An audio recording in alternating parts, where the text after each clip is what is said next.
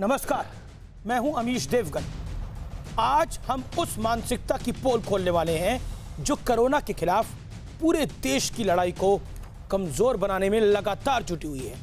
ये ऐसी छोटी सोच है जिसका मकसद सिर्फ और सिर्फ देश और समाज के खिलाफ काम करना है। जरा सोचिए, देश के कई लोग 2 वक्त के खाने के लिए संघर्ष कर रहे हैं, सरकारें पूरी ताकत लगा रही हैं और देश में कोई भूखा ना रहे, लेकिन इसी बीच कुछ जमाती बिरयानी खाने के लिए मारपीट पर उतर आए हैं। और ऐसा पहली बार नहीं है।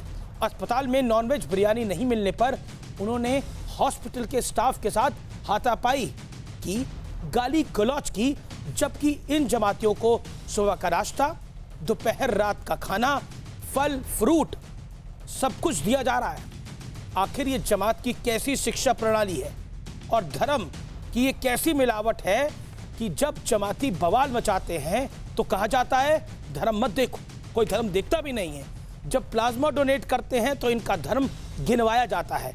एक गैंग है जो इनका धर्म गिनवाता है कि देखो ये समाज के लिए क्या कुछ कर रहे हैं। लेकिन मुद्दा सिर्फ जमातियों का नहीं है। ओवैसी भी मैदान में कूद चुके हैं। वो कह रहे हैं कि केंद्र की सरकार को लॉकडाउन का अधिकार ही नहीं है, ये लॉकडाउन असंवैधानिक है। यानी पूरा देश कोरोना से लड़ रहा है और ओवैसी को अधिकारियों की लड़ाई याद आ रही है। आज इसी पर होगी देश की सबसे बड़ी बहस, नंबर 1 डिबेट, जमात तो जमात, ओवैसी मियां सुभान अल्लाह।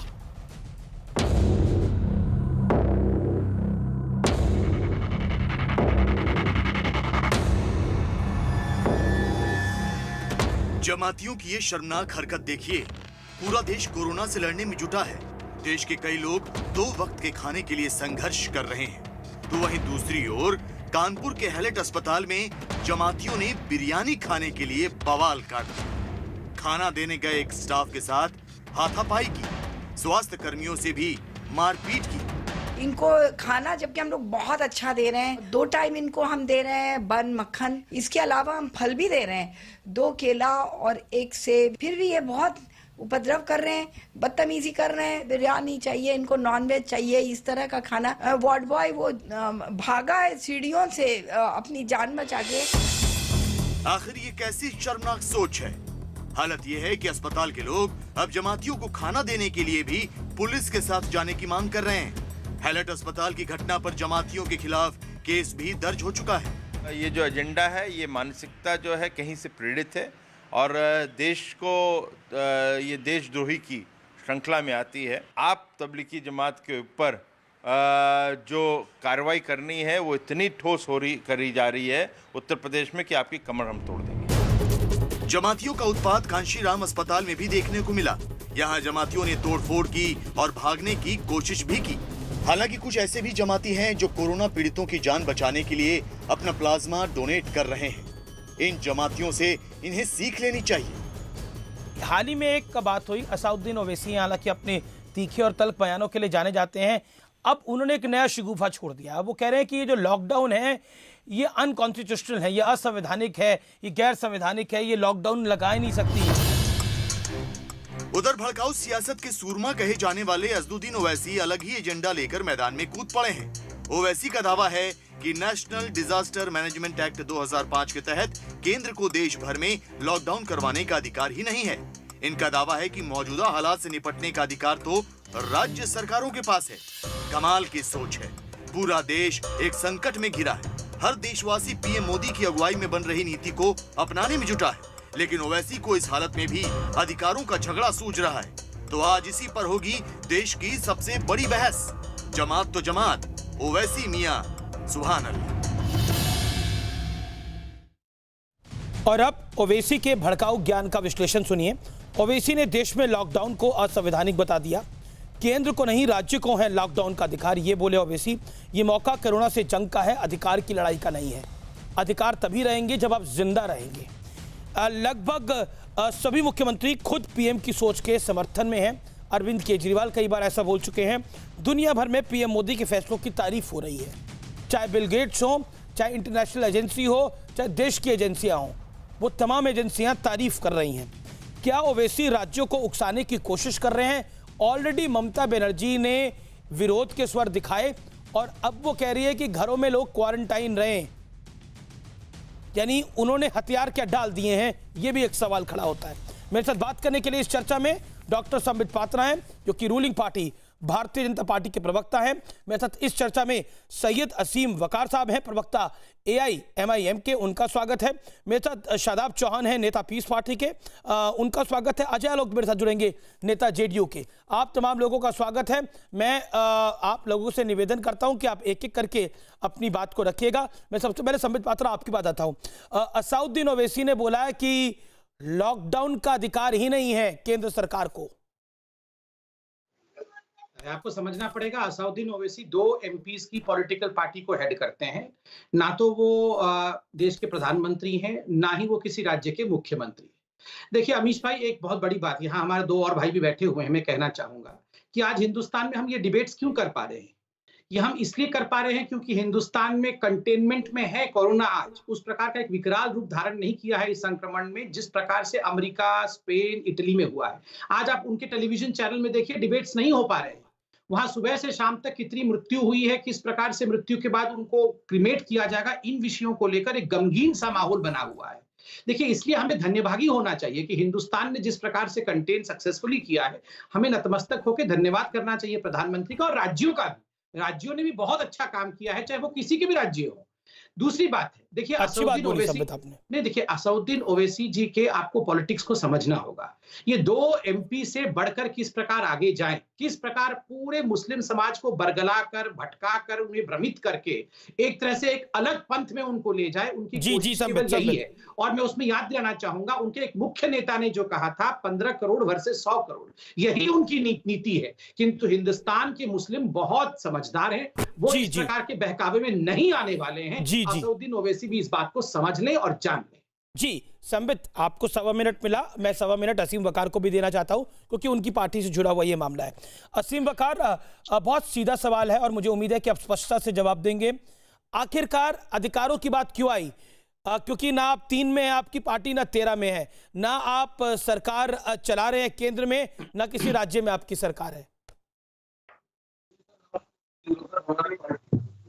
बोलिए, आपकी आवाज नहीं आ रही। वैसे भारतीय जनता पार्टी 1984 में थी, बिल्कुल वही पोजीशन हमारी है जो 1984 में भारतीय जनता पार्टी की पोजीशन थी, संबित पात्रा की पोजीशन थी। अब 3 में 13 में गई है या 84 में गई है। दूसरी बात, देखिए असद ओवैसी साहब में और हम लोगों में और आप लोगों में बहुत फर्क है। हम लोग देश की बात करते हैं, आप लोग हिंदू मुस्लिम की बात करते हैं। हम यूनिटी की बात करते हैं और आप सांप्रदायिकता की बात करते हैं। अब आपसे जो मैं कह रहा हूं, इस बात को समझिए आप लोग कि जिस वक्त हिंदुस्तान में कोरोना के मरीज दिखाए जा रहे थे टेलीविजन के ऊपर, और जब सरकारें आंकड़े जारी कर रही थी, तो उस वक्त ये दिखाया जा रहा था कि इतने 100, इतने हजार कोरोना पीड़ित और इतने जमाती। हाँ, मुसलमान तो नहीं बोला था ना किसी ने। तो सर, वकार, माफी चाह रहा हूँ, मैं आपके 1.25 मिनट से पहले बोल रहा हूँ। किसी ने आपने बोला आप ऐसे हैं कि सबने जमाती बोला था, मुसलमान तो किसी ने नहीं बोला था। ये मुसलमान आपको कैसे सुनाई दिया? जमातियों का मतलब मुसलमान नहीं है। मेरी बात तो सुनिए, मैं तो सुन रहा हूँ आपकी बात। आपने तो आते ही बोला कि आप लोग हिंदू मुसलमान करते हैं। किसी ने हिंदू मुसलमान नहीं करा। जमात के लोगों ने प्लाज्मा दिया, ये भी खबर चलाई गई, लेकिन उसमें मुसलमान शब्द आप लोग लेकर आए। मेरी बात तो सुनिए। एक फल विक्रेता झारखंड के अंदर अगर अपनी सब्जी बेच रहा था तो उसमें हिंदू मुसलमान आपने कर दिया। अरे लंबे अरसे से किस तरह से, ना एक सेकंड, लंबे अरसे से कैसे मांस बिकता हुआ आ रहा है, आज तक किसी ने हिंदू मुसलमान नहीं करा क्या किसी ने इस देश के अंदर? समझिए नहीं, समझने का वक्त है आपका। हिंदू मुसलमान मत करिए, हिंदू मुसलमान मत करिए, ये देश तो रहेगा लेकिन आपकी पार्टी का सत्यानाश हो जाएगा।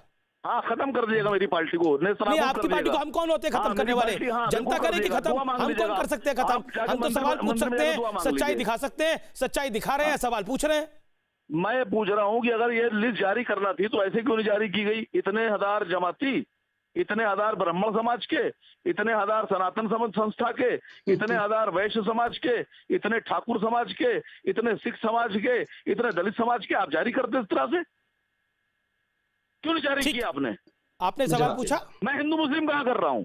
मैंने तो हिंदू अल्फाज इस्तेमाल ही नहीं किया। एक सेकंड असीम बकर, आपका सवाल पूरा हो गया। अब जमात कोई धर्म है, जाति है, संप्रदाय है, इसकी जानकारी तो मेरे पास नहीं है। अगर आपके पास हो तो आप देना। नहीं, मैं आपसे कह रहा हूँ असीम बकर, मैं आपसे पूछ रहा हूँ।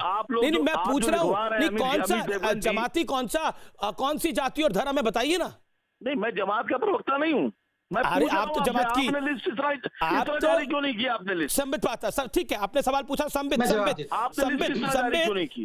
असाउद्दीन ओवैसी ने ट्वीट भी करा कि जिस तरह से उन्होंने, हालांकि ये तर्ज दिल्ली की सरकार पे करा कि आप जिस तरह से जमातियों का नाम ले रहे थे, वैसे मंगल के दिन बता दीजिएगा, इनका इलाज भी हो जाएगा। यानी मंगलवार को भी निशाना बताया। मंगल से उनका तात्पर्य हनुमान, क्योंकि वो हनुमान जी का दिन माना जाता है, बजरंग बली का दिन माना जाता है, उससे था। मैं आपसे जानना चाहता हूं, क्या जमात का नाम लेना जरूरी था? क्योंकि इन्होंने ठाकुर, ब्राह्मण और भी बड़े सारे बातें कही, सिखों की भी बात कही। मैं समझाता हूं। देखिए अमीश भाई, पहली बात तो है जमात इज नॉट इक्वल टू मुस्लिम, मैं हर डिबेट में कहता हूं। दूसरी बात है, अगर 2000 केस है उसमें 1000 केस जमात के कारण है और 1000 केस अन्य कारणों से है, तो उन 1000 में कौन मुस्लिम है कौन हिंदू है, इस पर कभी भी कोई तर्क नहीं हुआ, ना तो आंकड़े दिए गए। जमात का नाम क्यों लिया गया? क्योंकि लगभग 40 से 50% और 5 जो मुख्य राज्य हैं जिनमें बहुत सारे केसेस फैले हुए हैं, उनमें 80, 90% तक जमात के कारण केस हुए हैं। इसलिए कॉन्टैक्ट ट्रेसिंग के लिए, उनके क्वारंटाइन के लिए जमात का नाम लेना और निजामुद्दीन मरकज का नाम बताना, ताकि लोगों को पता रहे कि जो लोग मरकज में गए थे या मरकज के गए लोगों के साथ कांटेक्ट में आए थे, उनका कांटेक्ट ट्रेसिंग हो सके, साइंटिफिकली उनको आइसोलेट कर सके और जिसके कारण संक्रमण आगे ना फैले। इसलिए एक वैज्ञानिक दृष्टिकोण, साइंटिफिक टेम्परामेंट के साथ जमात का नाम लिया गया, यह समझना आवश्यक है। किंतु ओवैसी साहब को साइंटिफिक टेम्परामेंट से क्या मतलब है? अभी उनके प्रवक्ता कह रहे थे हम तो यूनिटी वाले पार्टी है। बताइए, 100 करोड़ वर्सेस 15 करोड़, कितनी यूनिटी? 15 मिनट पुलिस हटा दीजिए, फिर हिंदुओं का क्या होता है? कितनी यूनिटी? आप बताइए, कितनी unity? Sambit, let Asim Bakar respond. Sambit, let Asim Bakar respond. Asim Bakar, respond to Sambit Patra. जवाब आपका। भारतीय जनता पार्टी के एक मेन लीडर जनाब राकेश सिन्हा साहब ने मुझे खुद को, कमजोर आदमी को टेलीविजन के ऊपर धमकी दी कि अगर 100 करोड़ हिंदू इकट्ठा किसी ने नहीं कहा, मैं बिल्कुल खंडन करता हूं। राकेश सिन्हा जी ने आपके ऊपर किसी प्रकार का कोई धमकी नहीं दिया है।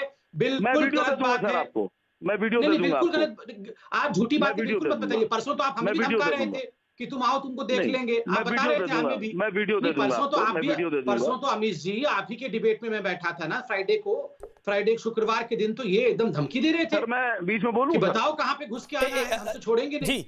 जी संबित, एक सेकंड असीम बकार को सुन लेते हैं। राकेश सिन्हा जी बहुत ही सभ्य सांसद है, उनके बारे में झूठ ना बोला जाए।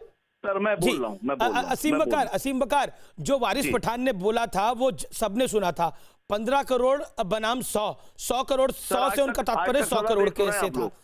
नहीं, वो बहस का विषय भी नहीं है, लेकिन मैं ना बिल्कुल, लेकिन मैं जानना चाह रहा हूं ये मंगलवार का नाम क्यों लिया ओवैसी साहब ने?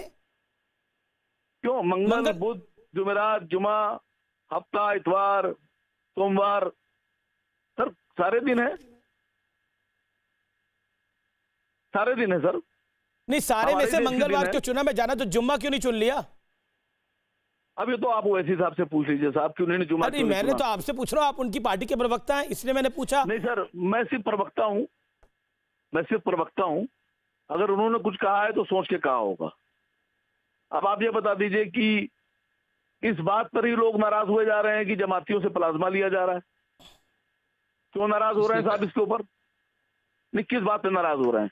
कोई ठेले पर फोटो लगाए दे रहा है, कोई बैनर लगाए दे रहा है, हिंदू विक्रेता की दुकान कहीं गली में लिखा हुआ है, बैनर लगा कर मुसलमान व्यापारी अंदर ना आए, मुसलमान ठेले वाला अंदर ना आए। सर सर्टिफिकेट दिखाकर, आई कार्ड दिखाकर सब्जी बेचने की बात हो रही है। सर आप कैसा हिंदुस्तान बनाना चाह रहे हैं? मैं अमित जी आपसे पूछ रहा हूँ, किस तरह का हिंदुस्तान चाह रहे हैं आप?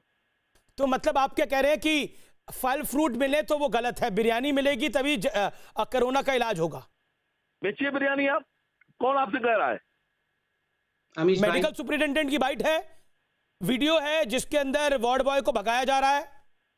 देखा नहीं आपने क्या? मलमूत्र का त्याग कर रहे थे जमाती, नहीं देखा आपने क्या? आप जेल भेजिए सर, अगर है तो। मैं कब पैरवी कर रहा हूं ऐसे लोगों की? आप तो इसी की पैरवी कर रहे हैं कि जमातियों का नाम अलग से कैसे ले दिया? नहीं, ऐसा नहीं है सर। नहीं, मुझे मैंने आपसे कहा कि मैंने सुना, सबका नाम अलग वकार अलग साहब लीजिए। को सुना, ठीक है, वकार सम्बित साहब जी, को मैं कह रहा हूँ सुना। सबका नाम अलग अलग लीजिए।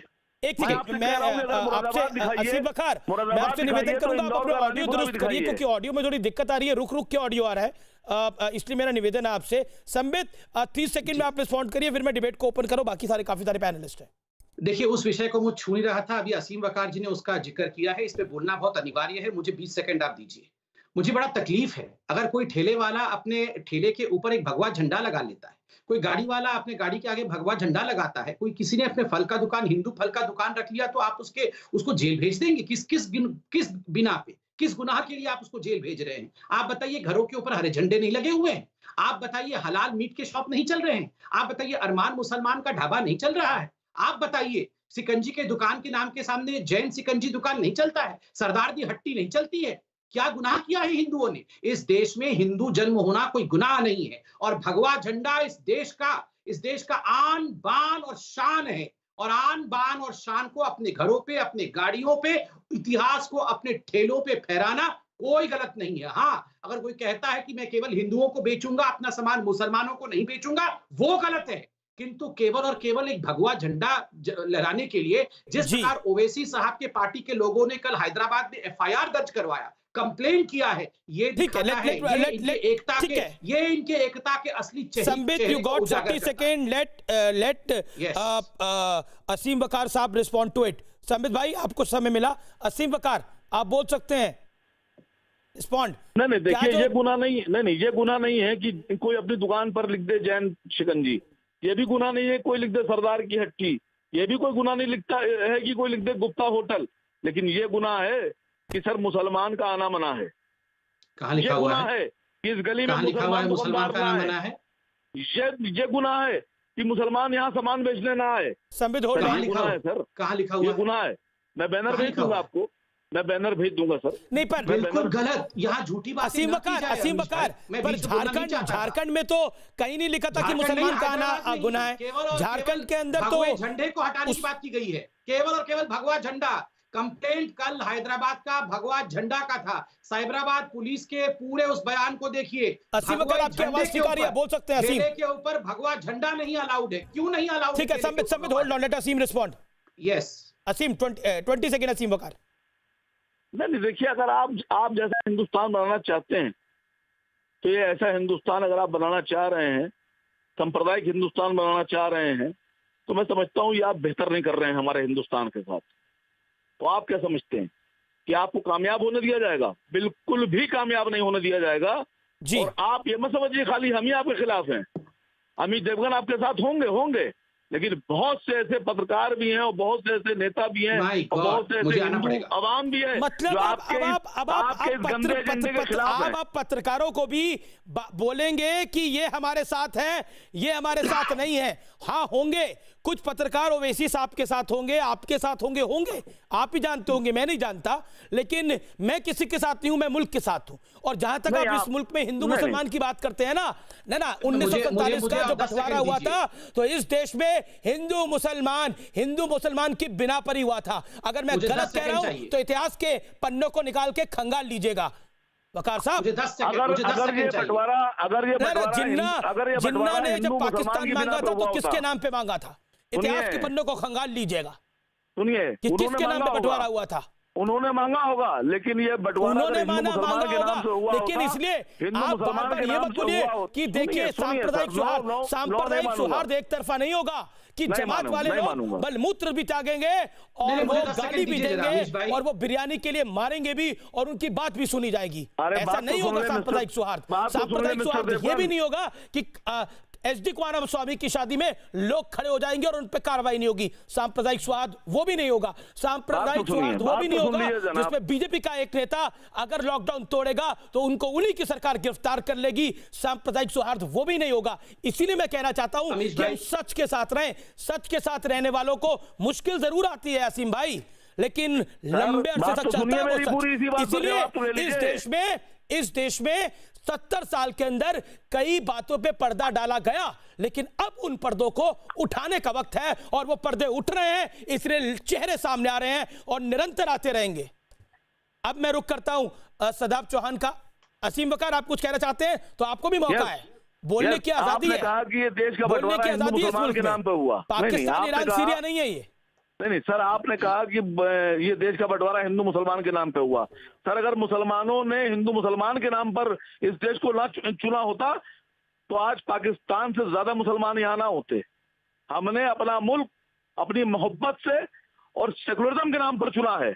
हमने सेकुलरिज्म तब नहीं था, तब अमित शाह, सेकुलरिज्म अब आप माने कॉन्स्टिट्यूशन ना में नहीं माने, था। सर आप कॉन्स्टिट्यूशन में माने उसके ना बाद माने। डाला गया सेकुलरिज्म। लेकिन आपकी लेकिन जानकारी के लिए ये तथ्य है। हिंदुस्तान में मुसलमानों मुझे की भी 10 सेकंड ज्यादा दे, अमित तादाद शाह। ठीक ये ठीक है, साबित संबित करती है कि बाकी तमाम मुसलमानों ने पैनलिस्ट वेट कर रहे हैं। अजय आलोक भी हिंदुस्तान वेट कर रहे हैं। पाकिस्तान पर- संबित एक सेकंड, अजय आलोक वेट कर रहे हैं। अजय चुना है। आलोक, ठीक है, अजय आलोक, अजय आलोक, ओवैसी साहब को लग रहा है कि लॉकडाउन का फैसला गलत है और ये तो सरकार के जुरिडिक्शन में नहीं आता, केंद्र की सरकार के। ओवैसी साहब को तो उनका बस चलता तो भारत का संविधान नहीं, निजाम का संविधान भारत में लागू हो जाए। मुझे ये समझ में नहीं आ रहा है कि हम लोग पिछले 1-1.25 महीने से इस बारे में बात चर्चा कर रहे हैं। हमेश मैं आपको 2 बार बोल चुका हूं कि आप में अद्भुत पेशेंस है। क्यों सर फोड़ रहे हैं? नहीं मानने वाले हैं ये लोग, नहीं मानेंगे जमातियों की कोई गलती है, ये तबलीगियों की कोई गलती है, नहीं मानेंगे। अब इनसे बहस करने का समय खत्म हो गया। आप कोविड की लड़ाई हम आधी से ज्यादा जीत चुके हैं। अगले 20 दिनों में इस लड़ाई को खत्म करना है। जितने लोग हैं ये लोग, इनका भी इलाज करना है क्योंकि ये हिंदुस्तानी है। आज का समय देखिए, फिर से ये हिंदू मुसलमान करना शुरू कर दिए। आपने बिल्कुल ठीक कहा, कौन नहीं जानता है कि 47 का बंटवारा धार्मिक आधार था, सब कोई जानते हैं। हम लोग कितनी बार कह चुके हैं कि जितने मुसलमानों ने हिंदुस्तान को चुना, ठीक है, बहुत अच्छी बात है, लेकिन ये भी सच्चाई है कि 1946 के उसी चुनाव में जब देश आजाद नहीं हुआ था, देश के ज्यादातर मुसलमान, चाहे यूपी के हो, बिहार के हो, गुजरात के हो, तमिलनाडु के हो, सब मुसलमानों ने मुस्लिम लीग को वोट दिया, जो पाकिस्तान बनाने में सबसे अग्रणी थी। उससे क्या होता है? लेकिन आपने जब हिंदुस्तान चुन लिया तो हिंदुस्तान आपका मुल्क है, सारे मुसलमानों का मुल्क है। यही बात संविधान भी तो कह रहे हैं कि तबलीगी मुसलमान नहीं है, तो उस बात पर डिसएग्री क्यों कर जाते हैं कि जब हम तबलीगी की बात करते हैं तो हम पूरे मुसलमानों की बात नहीं करना। एक से एक मुसलमान हुए। एपीजे अब्दुल कलाम आपके आइडल नहीं है, लेकिन ओवैसी आइडल आपके हो जाते हैं, ये कैसे भाई? इसलिए आज हिंदू मुसलमान का चर्चा करने का वक्त नहीं है। मुझे लगता है कि हम लोग कोविड से कैसे लड़े। आज इतनी अच्छी मीटिंग हुई है प्रधानमंत्री की, देश 3 तारीख के बाद लॉकडाउन से कैसे जाए, उस पर जरा चर्चा करें तो ज्यादा अच्छा हो। ओवैसी साहब की बात क्या करनी है? जब उगलेंगे जहर ही उगलेंगे। निजाम का संविधान लागू कर दीजिए देश में, ओवैसी सबसे ज्यादा खुश हो जाएंगे। उनको प्रधानमंत्री बना दीजिए, इस्लामिक राज बनने में 1 दिन नहीं लगेगा। ओवैसी को प्रधानमंत्री बना देते हैं, अगले दिन इस्लामिक राज हो जाएगा भारत। उसका करते रहिएगा सेकुलरिज्म का झंडा बुलंद। आप लोग यही चाहते हैं क्या? आदमी को पहचानना सीखिए, हम लोग सब जान चुके हैं हुकूमत रही तब तो हिंदू राज बनाया नहीं। इतने साल क्यों बनाएंगे? हुकूमत रही तब तो हिंदू राज बना नहीं। अरे क्यों बनाएंगे? क्यों झूठ बोल क्यों रहे हैं? बनाएंगे? जब कुछ नहीं आता जाता क्यों बनाएगा? बनाना होगा तो किसी से पूछना पड़ेगा। तक मुसलमानों का राज रहा, अरे हुकूमत रही। आप ओवैसी साहब की क्रिटिसिज्म क्यों नहीं करते हैं? क्या संवैधानिक कह दिया लॉकडाउन को, जो 33 दिन से इस देश में चल रहा है, उसको संवैधानिक कहने की हिम्मत रखते हैं वो? सालों तक 700 साल ओवैसी साहब से असहमत होइए। किसी मुस्लिम बादशाह ने हिंदू राज घोषित किया? मैं पूछ रहा हूँ, किसी एक बादशाह ने हिंदू राज घोषित किया? मुस्लिम हुकूमत रही, इसकी आपको खुशी है? क्या बात कर रहे हैं आप? मैं कह रहा हूँ इसकी चर्चा मत कीजिए। ओवैसी साहब को क्रिटिसाइज कीजिए। ये लोग, आप लोग, एक सेकंड मुझे समझ में नहीं आता, ये आप लोग बार-बार ये मुगल राज पे क्यों चले जाते हैं? आपने ना, मुझे समझ में नहीं आता, मुगल राज से क्या fascination है क्या भाई? औरंगजेब के राज पे गर्व हो सकता है किसी को? औरंगजेब के राज पे किसी को गर्व हो सकता है? ओवैसी साहब को क्रिटिसाइज करने में क्या दिक्कत लग रही है? वकार साहब, एक सेकंड अजय आलोक, बोलिए ओवैसी साहब ने जो कहा गलत कहा, नहीं कहना आवाज ही नहीं आ चाहिए। रही। असीम वकार, आपकी आवाज में कुछ दिक्कत आ गई, लेकिन आपकी बात मैंने ये सुनी, आपने बोला किसी मुगल ने क्या घोषित करा? हिंदू राज घोषित किया, हुकूमत होने के बावजूद कोई हिंदू राज घोषित किया किसी ने? ना, यहाँ पर तो किसी ने हिंदू राष्ट्र घोषित नहीं करा। सिर्फ झारखंड में झंडा लगा हुआ था तो तूफान मच गया, जमात का नाम ले लेते तो तूफान मच गया। एक सेकंड, मुझे I have to get Sambit Patra 20 second, Sambit 20 second, Shubhu is also waiting, Shadab is also waiting. Sambit Patra, no this is controversial. क्यों बार-बार मुगल काल की याद आ जाती है? Why we remember Aurangzeb? Why not APJ Abdul Kalam? Mughal काल पे व्हाई बात नॉट करता दारा हूं। सिको? देखिए, एक आपको समझना पड़ेगा इनके नैरेटिव बिल्डअप करने का जो प्रयास है। ये जो लोग आज प्लाज्मा दे रहे हैं, जो मुस्लिम्स जिनको हम देख रहे हैं प्लाज्मा देते हुए, जमाती नहीं है, वो मुस्लिम्स है, Indian Muslims who are donating plasma, उनका स्वागत होना चाहिए।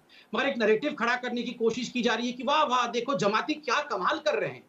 ठीक उसी प्रकार जैसे पाकिस्तान में ये हाफिज सईद जो आतंकी है ना, वो जाके डोनेशन इत्यादि देता है, चावल देता है, कहीं राशन देता है, लोग बोलते देखो ये सोशल सर्विस कर रहा है। एक तो आप आतंक करेंगे, फिर आप सोशल सर्विस वाले बन जाएंगे। दूसरी बात, जहां तक ये हुकूमत, देखो जी हमारे परदादा 900 साल तक यहाँ पर हुकूमत करते थे। मैं तो बहुत निवेदन करूंगा, वकार साहब आपको गलतफहमी है, आपको नादिर शाह के पोते नहीं हैं। आप अपने आप को आईने में अच्छे से देखिए, यही थे आप। असीम चौधरी होंगे, फिर थोड़े दिन बाद वकार बन गए। ये आप गलतफहमी में मत रहिए कि आप ईरान में नादिर शाह के साथ आप मंगोलिया से आ गए थे, ये मत सोचिए। आप हमारे ही में से थे। अरे आप नादिर शाह के पोते नहीं है भैया, इतने फकर से कूदिए मत कि बड़े नादिर शाह के साथ आए थे बैठ के गधे पे ईरान से, मंगोलिया से। आप वहां से आए थे क्या? आप वहां से आए थे क्या? इतना कूद रहे हैं कि मेरे परदादा यहाँ राज करते थे, तुम लोगों के ऊपर राज करते थे। आप बताइए, हमारे ऊपर आपके परदादा राज करते थे 900 साल तक, हर बार पे हमारे परदादा तुम्हारे ऊपर राज करते थे। अरे भैया, असीम चौधरी हो गए, असीम गुप्ता हो गए, आज असीम वकार बने हुए हो। इतना मत इठलाओ, आप इतना मत इठलाओ। बड़े नादिर शाह के पोते बने फिर रहे हैं। हाँ, बैठ जाइए। मैं रुक करता हूं। आपने बोला तबलीगी जमात का कारनामा संबित पात्रा। तबलीगी जमात का कारनामा नंबर 1 सुनिए। मैं स्टेट वाइज बोलता हूं, असम में 91% जो मरीज हैं वो तबलीगी जमात से जुड़े हैं। तमिलनाडु में 84% जुड़े हैं, अंडमान में 83% जुड़े हैं, तेलंगाना 79%, दिल्ली 63%, मध्य प्रदेश 61%, उत्तर प्रदेश तकरीबन 60%, जहां से असीम वकार साहब आते हैं। सुबुही और मैं चलता हूं मुजीबुर रहमान के पास। सुबुही, तबलीगी जमात का कारनामा तो हमारे सामने है। किसी ने Tablighi Jamaat is equal to मुसलमान तो नहीं बोला अभी तक। अमीश, सबसे पहले तो मैं ये बोलना चाहती हूँ कि जिन्ना की आइडियोलॉजी पे चलने वाले लोग हमें देश कैसे चलाना है ये ना सिखाएं, और सांप्रदायिकता क्या होती है इसका पाठ हमें ना पढ़ाएं। दूसरी बात है, जो हमेशा अपने मुगल काल पे पहुंच जाते हैं, इनकी गलतफहमी में वंस एंड फॉर ऑल दूर कर देना चाहती हूँ कि ये जो इस देश को अपनी बपौती समझते हैं ना, ये मानसिकता है अमीश। यही वजह है कि ये कोई रूल्स एंड रेगुलेशन फॉलो नहीं करते हैं। यही वजह है कि ये हमेशा अपनी चीजें थोपने की कोशिश करते हैं और अपना कल्चर यहाँ पे लाने की कोशिश करते हैं, क्योंकि ये समझते हैं कि इंडिया सिर्फ एक जमीन है जिसके ऊपर इन्होंने राज किया है। सबसे पहले तो मैं असीम वकार साहब को बता दूं कि इनके फेवरेट मुगल्स की औकात नहीं थी कि उन्होंने कभी कंप्लीटली इंडिया पे राज किया हो। नॉर्थ ईस्ट पे कभी राज नहीं कर पाए, मराठास के सामने घुटने टेक दिए थे। यूपी में जहाँ की मैं रहने वाली हूँ, वहां पे राम प्यारी गुर्जर नाम की महिला ने अपनी 40,000 महिलाओं की फौज के साथ तैमूर लंग को धूल चटाई थी। हमारी वो संस्कृति है कि जो हमारी संस्कृति का सम्मान करते हैं हम उनका सम्मान करते हैं। जिन मुगल्स ने हमारी संस्कृति का सम्मान किया हम उनकी आज भी इज्जत करते हैं, लेकिन आक्रांताओं की ना हम कभी इज्जत करेंगे और ना उनकी मानसिकता पे चलने वाले लोग हमारे देश का नाम भी अपनी जबान से लें। क्योंकि आप पहली बार बोल रही है ये मुगल काल के। अमीश, एक बात बताइए, जमाती को जमाती नहीं कहा जाएगा तो क्या कहा जाएगा? प्लाज्मा दे दिया तो चिल्ला चिल्ला के कह रहे हैं मुसलमानों ने प्लाज्मा डोनेट किया, तो फौरन मुसलमान हो जाते हैं। और जब वो अपराध करते हैं, जब वो भगोड़े बनते हैं, जब वो देश में कोरोना फैलाते हैं, जब वो कोरोना वॉरियर्स के साथ अभद्र व्यवहार करते हैं, तब वो जमाती नहीं होते, तब उनका नाम कुछ और रख दीजिए। और एक और बात मैं इस चैनल के माध्यम से कहना चाहती हूँ, जैसे संबित जी ने अभी बोला कि जमाती या तबलीगी का मतलब सारे भारतीय मुसलमान या सारे मुसलमान नहीं है। तबलीगी जमात इसका एस्टैब्लिशमेंट 1925 में हुआ है। क्या उससे पहले इस्लाम नहीं था या उससे पहले मुसलमान नहीं थे? ये ठीक है सुबुही, वी गॉट योर पॉइंट। जी, मुजीबुर रहमान, भारत से तोड़ने के लिए। मुजीबुर रहमान, मैं आपसे जानना चाह रहा हूं, अब बिरयानी नहीं मिलेगी तो आपके जो लोग जिनको आपने लिखा पढ़ा के बेचा है वो पीटेंगे। कहाँ है ऐसा? कानपुर में है, आपको दिखा नहीं? शॉर्ट्स भी चले हैं। हाँ तो उसको मना करिए, बिरयानी ना दे उसको अच्छा। बोले घर से मंगा ले अपने, उसको बिरयानी खानी है तो इतनी। और मलमूत्र का जो त्याग करा उसका क्या करें? उसको भी देखो किसने करा है, पकड़ो उसको जिसने करा है ऐसा। और अगर कोई ये गलत नैरेटिव बना रहा है, कुछ फेक न्यूज बना रहा है तो उसको भी पकड़ो, जैसे FIR हुई है। और जो भाग रहा है मौलाना साहब, उसको आप पकड़ेंगे? नहीं, कोई नहीं भाग रहा। मैं अभी पहले बता दूं, अभी एक मोहतरमा कुछ बोल रही थी कि जिन्ना की आइडियोलॉजी हमने उस वक्त आपका खारिज जिन्ना कर से दी जब क्या हम मतलब भाई? आप पाकिस्तान नहीं तबलीग गए। के तबलीग के प्रवक्ता है, तबलीग की जवाब दीजिए। जिन्ना से आपका क्या मतलब? बीजेपी की सोच से ताल्लुक रखता है तो आप बड़े चुपचाप सुनते हो, और उसके अरे बीजेपी की सोच की बात नहीं है। मैंने तो असीम बकार को भी चुपचाप सुना। असीम बकार एक पॉलिटिकल पार्टी के प्रवक्ता है, ऑफिशियल। आप तबलीग की जमात के व्यक्ति हैं, उसका जवाब दीजिए ना आप। नहीं, एक सेकंड देखिए, इसमें कोई बीजेपी की बात नहीं है। आप पॉलिटिकल आदमी नहीं है, इसलिए मैं बोल रहा हूँ। आपके पास तबलीग की जमात है, उसको संभाल के रखिए ना। आप लोग, तमाम लोगों के साथ तकलीफ ये है कि आप लोग पॉलिटिकल एनालिस्ट बनने की कोशिश कर लेते हैं। आप तबलीग की जमात के आदमी है। आप मौलाना साहब का पता बताइए, आप उनको फोन करके समझाइए जो बिरयानी की मांग कर रहे हैं। आपके दोस्ती होंगे ना वो, उन्हें फोन करिए तुरंत, उन्हें फोन घुमाइए। आपके पास मोबाइल फोन है ना मुजीबुर रहमान? आपके पास मोबाइल फोन होगा ही होगा। मोबाइल फोन उठाइए अपना, ये अपने दोस्त को फोन लगाइए कानपुर में, ये बिरयानी के लिए वहां पर हुड़दंग ना मचाए। वंशजों को ये देश चलाने देंगे। हमने जिन्ना की आइडियोलॉजी उस दिन खारिज कर दी जिस दिन हम उसके साथ पाकिस्तान नहीं गए। लेकिन मैं बता दूं, गोडसे के वंशज भी ये देश नहीं चलाएंगे। ये देश महात्मा गांधी के वंशज चलाएंगे, महात्मा गांधी की आइडियोलॉजी पर चलेगा। ये महात्मा गांधी के वंशज हैं, ये जो सड़कों पे घूम रहे हैं, ये महात्मा गांधी का नाम ना लें आप लोग। महात्मा गांधी का नाम बदनाम भी ना करें। तबलीग की जमात गलती से महात्मा गांधी का नाम ना ले। महात्मा गांधी की बात करते हैं आप, महात्मा गांधी की बात करते हैं आप लोग। किसी को भी, लेकिन खून अपनी मर्जी से दे रहा है वो, बिल्कुल महात्मा गांधी का वंशज है। नहीं, जो खून दे रहा है उसी से सीख लें, बिल्कुल सीख लें। वो 2 ने प्लाज्मा दे दिया तो बड़ा बेहतरीन कर दिया, और जो 1000 ने मलमूत्र त्यागा है, वो चैनल के जो नर्सों के आगे कपड़े उतार के घूम रहे थे, वो बड़ा अफसोस हो रहा है कि आपको इस चीज में भी परेशानी हो रही है कि अगर लोग प्लाज्मा दे रहे हैं तो। परेशानी नहीं, हमने बकायदा चलाया। परेशानी इस बात की हो रही है कि आप लोग उनके समर्थन में खड़े हैं जो हिंदुस्तान के खिलाफ लड़ रहे हैं। Ajay Alok 30 second respond. अजय आलोक देखिए, ऐसा है कि ये जो झूठ मूठ का मुजीबुर रहमान तबलीगी के प्रवक्ता बन के आ जाते हैं, सच्चाई तो मुझे ये भी पता चली कि तबलीगी का कोई प्रवक्ता ही नहीं है। उसके पहले एक और थे, वो भी आ जाते थे तबलीगी के प्रवक्ता बन के। शोएब जमाई। तबलीगी जमात ने अभी तक गलत काम किया है, ये मौलाना शाहद साहब तो मान गए। ये आज तक माने आपके चैनल पे? ये कभी माना इन्होंने कि हाँ गलती हुई हमसे, माफी कर दीजिए? कभी नहीं बोला। और यही व्यक्ति है ये कहते थे कि 30% हमने फैलाया, 70% किसने फैलाया, पहले उसका पता लगाओ। 18% ये पिक्चर का डायलॉग बोल रहे थे आप टीवी में बैठ के, आप भूल गए होंगे हमें। 70% मुझे पता याद है, पहले उसका पता लगाओ। 30% की बात क्यों करते हो? ये इतने बेशरम व्यक्ति हैं, इनसे क्या बात करनी है? ये देखिए 18%, 20%, 22% का आंकड़ा देना शुरू कर दिया इन्होंने। इनको कोई पूछता है? ये अपने खुद बैठे हुए हैं। देखिए शदाब चौहान, मैं आपके पास भी आऊंगा, आप भी काफी देर से इंतजार कर रहे हैं, मैं आपके पास भी आऊंगा, लेकिन एक ब्रेक के लिए रुक रहा हूं, छोटा सा ब्रेक ले रहा हूं। ब्रेक के बाद वापस आ रहा हूं। आर पार आप देख रहे हैं 7 बजे का नंबर 1 देख रहे हैं आप। आर पार देश की सबसे बड़ी बहस, देश की नंबर 1 डिबेट। मेरे साथ बातचीत करने के लिए डॉक्टर संबित पात्रा हैं, मेरे साथ असीम वकार हैं, मेरे साथ मुजीबुर रहमान हैं, मेरे साथ जेडीयू के वरिष्ठ नेता अजय आलोक हैं, सुबुई खान हैं, जानी मानी सुप्रीम कोर्ट की वकील हैं, स्कॉलर हैं, मेरे साथ शदाब चौहान हैं, पीस पार्टी के नेता। चौहान साहब, आपके पास थोड़ा लेट आ रहा हूं, लेकिन सवाल बहुत सीधा पूछ रहा हूं मैं आपसे। अभी थोड़ी देर पहले एक खबर आई है कि एक मदरसे से 40 छात्र निकले हैं जिनको संक्रमण है कोरोना का। अब बताइए क्या करेंगे? और जमातियों के संपर्क में आने से हुआ है। अब बताइए गलती किसकी है? निश्चित ये बात स्पष्ट है कि किसी को भी अगर ये बीमारी होती है तो वो कोई जानबूझकर नहीं करता है। और दूसरी बात मैं आपको ये बता दूं कि प्रधानमंत्री जी ने लॉकडाउन के समय में एक बात कही थी कि जो जहां है वहीं रहे, लक्ष्मण रेखा खींच ले। तो ये लोग उसी का पालन कर रहे होंगे, जांच का विषय है। लेकिन जो आपसे पहले चर्चा हो रही थी, मैं उस पर अमीश भाई कुछ कहना चाहूंगा कि ये लड़ाई कोरोना की पूरा राष्ट्र एकजुट होकर लड़ रहा है। जिस तरीके से डॉक्टर्स, क्लीनिंग स्टाफ और पुलिस कोरोना वॉरियर है, उसी तरीके से वो तबलीगी जमात के लोग जो प्लाज्मा डोनेट कर रहे हैं वो भी कोरोना वॉरियर है। लेकिन एक सेकंड, ना देखिए, इस पर मेरे पास बड़े हाई लेवल सोर्सेस के हवाले से एक खबर आई है। जो लोग प्लाज्मा दे रहे हैं उनमें से अभी तक किसी ने बोला नहीं है मैं तबलीगी हूं। वो मुस्लिम्स हैं, वो तबलीगी है कि नहीं है, ये देखिए, इस पर बड़ा क्वेश्चन मार्क लग रहा है।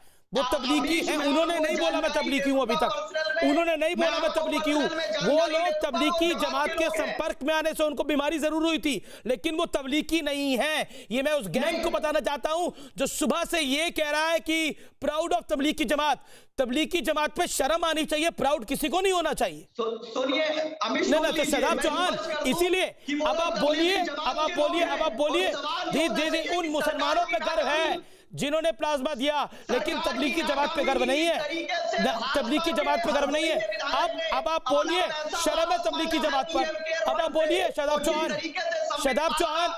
ऐसे बार बार मत बोलिए शदाब चौहान। आप मैं बोल रहा हूं, अब आप बोलिए, आपको तबलीगी जमात पे शर्म है, बोलिए। मुझे हर उस व्यक्ति पे शर्म है जो कोरोना की लड़ाई में धर्म का एंगल ला रहा है। धर्म का एंगल कौन लाया? तबलीगी जमात का धर्म, तबलीगी जमात में धर्म कौन लाया? यही एक्सपोज करता है आप लोगों को। तबलीगी जमात में धर्म कौन लाया? हुजूर, तबलीगी जमात में तो कोई धर्म लाया ही नहीं। तबलीगी जमात में कोई धर्म नहीं लाया। तबलीगी जमात में कोई धर्म नहीं लाया। धर्म को आप लाए बीच में, फंस गए। आज आप फंस गए शदाब चौहान, फंस गए। तबलीगी जमात में आप धर्म लेके आए। एक सेकंड, संबित पात्रा जी एक नैरेटिव सुबह से चलाया जा रहा है। नोबडी, कोई शर्मिंदा नहीं है तबलीगी जमात पर, हमें गर्व है तबलीगी जमात पर। तो अपने घर पे बैठाइए, जिनको गर्व है तबलीगी जमात पर, अपने घर में एक कमरा दीजिए इन तबलीगी जमातियों को। शदाब चौहान, अपने बगल में बैठाइए एक तबलीग के व्यक्ति को, अपने बगल में बैठाइए एक तबलीग के व्यक्ति को। ठीक है, मैं जवाब देता हूं। गर्व है तबलीगी जमात पर, हमें जिनको गर्व है तबलीगी जमात पर, अपने घर पे बैठा ले एक व्यक्ति को, पता लग जाएगा गर्व कैसे। बात करेंगे। शांत रहिए शदाब चौहान। अब अमीश भाई, जिनको शर्म नहीं है उनको अब गर्व होने लगा है। आप बताइए, जिन लोगों ने थूका, जिन लोगों ने मनमूत्र त्याग किया, जिन लोगों ने नर्स के कपड़े फाड़े, जिन लोगों ने देश में 40, 50, 60% कोरोना फैला दिया, उनको शर्म नहीं लगा। अब उनको गर्व महसूस हो रहा है। और मैंने एक नया डेफिनेशन सुना आज कोरोना वॉरियर का, कि तबलीगी जमात कोरोना वॉरियर्स हैं। कमाल की बात है। मैं आपको बता दूं, जहां तक ये जो कुछ मुसलमानों ने, एक सेकंड, कुछ मुसलमानों ने प्लाज्मा दिया है, बिल्कुल मुसलमान समाज में बहुत अच्छे लोग हैं, हमारे भाई हैं, हमारे देशवासी हैं, जैसे बाकी लोग देते हैं उन्होंने भी प्लाज्मा दिया है। सबका सम्मान होना चाहिए। हिंदू अलग प्लाज्मा देगा, मुसलमान अलग प्लाज्मा देगा, ये उचित नहीं है। सबने प्लाज्मा दिया, अच्छी बात है, मगर इनमें कोई तबलीगी नहीं है। मगर एक खुलासा मैं कर दूं, ये जो आज ट्रेंड कर रहा है, हैशटैग ट्रेंड हो रहा है, तबलीगी जमात पे गर्व है, इसमें पाकिस्तान और मलेशिया के बहुत सारे लोग मिलके इसको ट्रेंड करा रहे हैं। तो आप समझ सकते हैं। ये एक सेकेंड, इनकी जरा आवाज को कम करिए। ये तबलीगी जमात को कोरोना वॉरियर बोलने वाले की आवाज को कम करिए। शदाब चौहान, इसमें ज्यादा आपको गुस्सा होने की जरूरत नहीं है कि संबित पात्रा को जानकारी कहां से मिली। इसकी जानकारी आप भी ला सकते हैं। अपने ट्विटर पे जाइए, उस हैशटैग जहां से ट्रेंड कर रहा है वो कहां से ट्वीट कर रहे हैं, उसकी जानकारी आपको भी मिल सकती है। कोई रॉकेट साइंस नहीं है ये कोई रॉकेट साइंस नहीं है। आप थोड़ा माइंड अप्लाई करेंगे तो हो जाएगा, लेकिन माइंड अप्लाई नहीं करेंगे तो फिर वही हाल होगा जो तबलीगी जमात का हुआ। अब शांत बैठिए। संबित पात्रा, 20 सेकंड आपके हैं। बहुत सारे लोग जो ट्वीट करके इसे ट्रेंड कराने की कोशिश कर रहे हैं, वो पाकिस्तान, मलेशिया इत्यादि देशों से ये सब कर रहे हैं। ये कहीं ना कहीं तबलीगी जमात की लोगों का ही प्रयास है। बहुत पैसा है जमात के पास, और ये जमात के लोगों का प्रयास है कि ऐसा एक प्रोपेगेंडा करके एक नैरेटिव देश में खड़ा किया जाए, क्योंकि वो लोग जानते हैं कि जहां तक मौलाना साद इत्यादि का सवाल है, वो अब घेरे में है, कानून उनको छोड़ेगी नहीं, इसलिए ये नैरेटिव बनाने की कोशिश की जा रही है। जिनको शर्म नहीं आया वो अब गर्व करने की बात कर रहे हैं। दूसरी बात, नहीं, मैं एक बात यहाँ पे बता दूं। यहाँ देखिए, हिंदुस्तान की जनता, आप, मैं, जितने लोग बैठे हैं, हम इतने बेवकूफ नहीं है। तबलीगी जमात का क्या रोल रहा है हम नित्य दिन देख रहे हैं। उसके बाद भी आप सोचिए, ये तीन यहाँ हमारे भाई बैठे, तीनों इकट्ठे हो गए हैं, तीनों अलग अलग पार्टी के हैं, तीनों अलग अलग विचारधारा के हैं। अपने पार्टी AIMIM का पीस पार्टी से कुछ लेना देना नहीं, पीस पार्टी का जमात से कुछ लेना देना नहीं, मगर देखिए किस प्रकार से ये तीनों एक हो गए कि जमात मतलब मुसलमान, जबकि इनको भी पता है कि मुस्लिम समुदाय में जमात के खिलाफ न जाने कितने फतवे हो चुके हैं। फिर भी वोट बैंक और अपीजमेंट की राजनीति के कारण ये तीनों एक हो गए। एक सेकंड, मुजीबुर रहमान कुछ ऐड करना चाहते हैं। मुजीबुर रहमान, आप अपनी बात को रखिए 30 सेकंड के लिए। Then I go to Ajay Alok and Aseem Waqar. अभी भी आपने कहा था कि जो वहां पे जो अपना ब्लड डोनेट कर रहे हैं वो जमाती नहीं है, तो मैं ये पूछना चाहूंगा कि जब वो पॉजिटिव थे, जब उनको कोरोना था, तो क्या उनको जमात के आंकड़े में नहीं गिना गया? ये इसका जवाब दें आप। बिल्कुल, आपने अच्छा सवाल पूछा, बहुत अच्छा सवाल आपने पूछा। जब उनको संक्रमण हुआ तो ये कहा गया कि ये जमात के रिलेशन में आए थे, ये जमात के संपर्क में आए थे। मैंने ये भी कहा कि ये तमाम लोग जमात के संपर्क में आए थे, इसीलिए इनको कोरोना हुआ, ये बोला गया। लेकिन वो जमाती नहीं है। अब कल को अब शादाब चौहान तो जमाती नहीं है, ईश्वर ना करे इनको कुछ हो जाए, इनको जमाती की कैटेगरी में थोड़ी गिना जाएगा। नहीं, अब आप कुतर्क ना करें। जब उनको पॉजिटिव था तो जमाती बताया गया, जमातियों ने इतना कोरोना कर दिया, जमात से इतना कोरोना हो गया। दूसरा सवाल मेरा, अभी मैं दूसरे सवाल पे आता हूँ। आप सवाल क्यों पूछ रहे हैं भाई? आप तो कटघरे में, आपको तो जवाब देने, आप सवाल पे सवाल पूछ देते हैं, सवाल पे सवाल पूछ रहे हैं। एक सवाल आपका जो वाजिब था उसका जवाब दिया, लेकिन अब आप अगले सवाल का जवाब दीजिए कि आपको भी शर्म है तबलीगी जमात पर, और आपको शर्म है तबलीगी जमात का प्रवक्ता होने पर? गर्व है, आज हमें गर्व हो रहा है, जमात ने सीना चौड़ा किस कर बात दिया का गर्व है?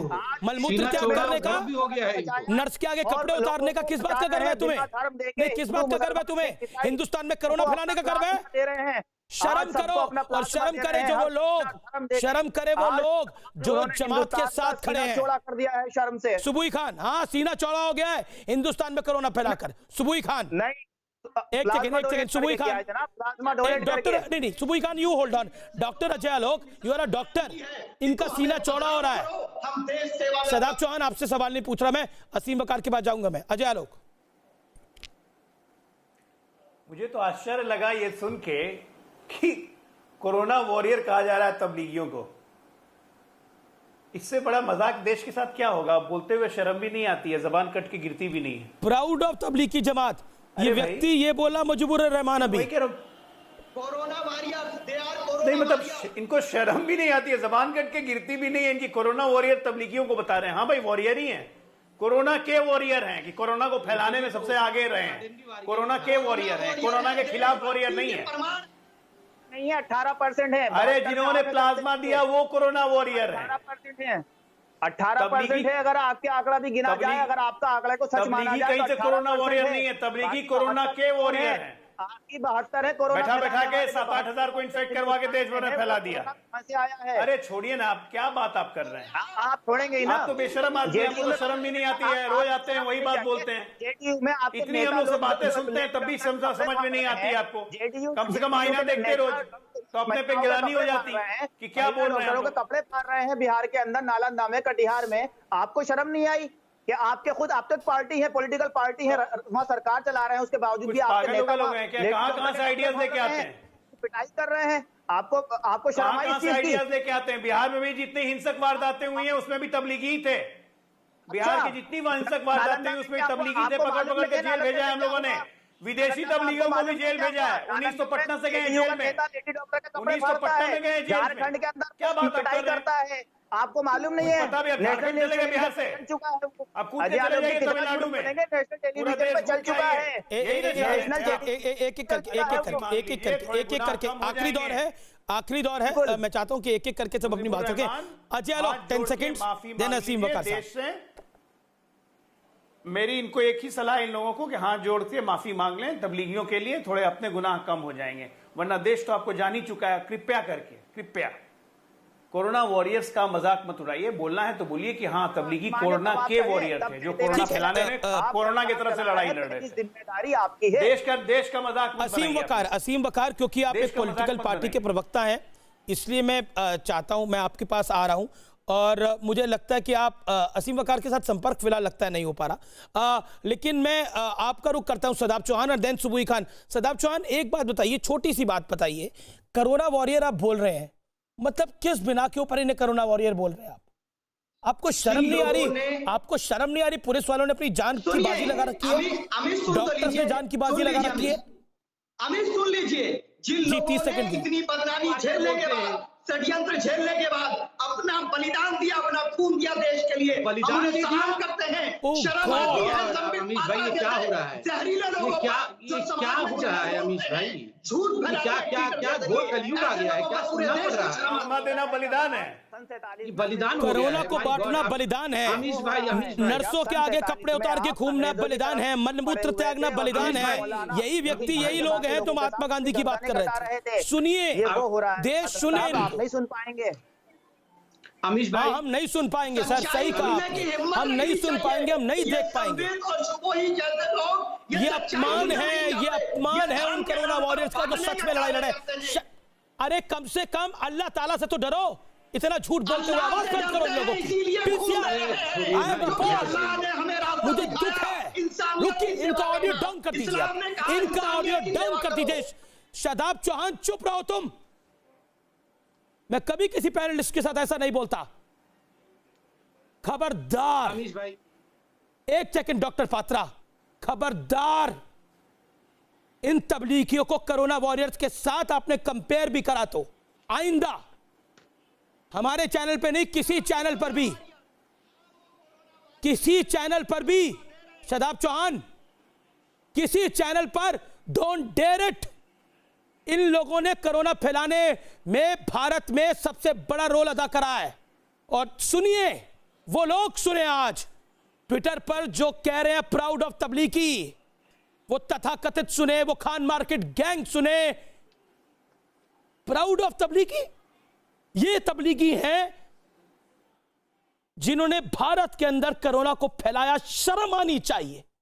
मैं अभी अपने सोशल मीडिया पर था, ट्विटर पर, मैं आपको बता सकता हूं, इस लैपटॉप के अंदर, इस लैपटॉप के अंदर इतने मैसेजेस आए हैं कि क्या बोला जा रहा है, क्या बोला जा रहा है। सुबुई खान, कोरोना वॉरियर्स,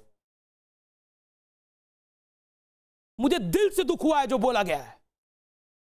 सुबुई खान, दुख हुआ है, और जो हमारे व्यूअर्स देख रहे होंगे सबको बहुत दुख हुआ होगा कि इन लोगों को शायद कोरोना वॉरियर्स की डेफिनेशन ही नहीं पता।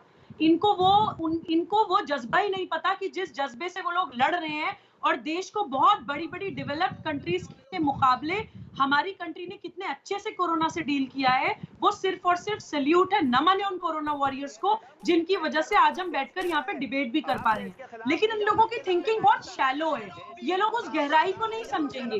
मैं आपके चैनल के माध्यम से इनसे बोलना चाहती हूँ, ये मुगलों को बीच में लेकर आते हैं, ये कोरोना के खिलाफ लड़ाई में मुगलों को बीच में लेके आते हैं। क्या मतलब है मुगलों का? ये इनकी मानसिकता। अमीश, मैं आपको बता रही हूँ ना, मैं इनको ये बोलना चाहती हूँ कि रमजान का महीना है, इस पूरे महीने मनन करिए और कुरान को अरबी में रटने के बजाय थोड़ी इस्लामिक हिस्ट्री पढ़ लीजिए।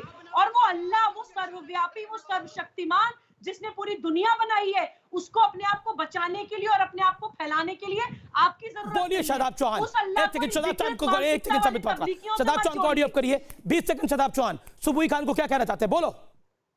कोरोना वॉरियर का नाम मत लेना। की जरूरत नहीं है कि इस्लाम कैसे सीखना। बेशक इस्लाम इंसाफ की बात करता है, इसीलिए हमने लॉकडाउन के पालन की बात की, लेकिन सरकार की नाकामी को छिपाने के लिए, सरकार की नाकामी, शर्म आनी चाहिए तुमको। सरकार की नाकामी, सरकार ने तो तबलीगी को बचा दिया। ऑडियो डाउन करिए इस व्यक्ति का, रुकिए, लगातार बोलता है ये आदमी। सरकार ने तो नरेंद्र मोदी के पैर धो के पीने चाहिए तुम्हें, तबलीगियों को बचा दिया उन्होंने। नहीं तो पड़े होते जैसे पाकिस्तान में पड़े हुए हैं।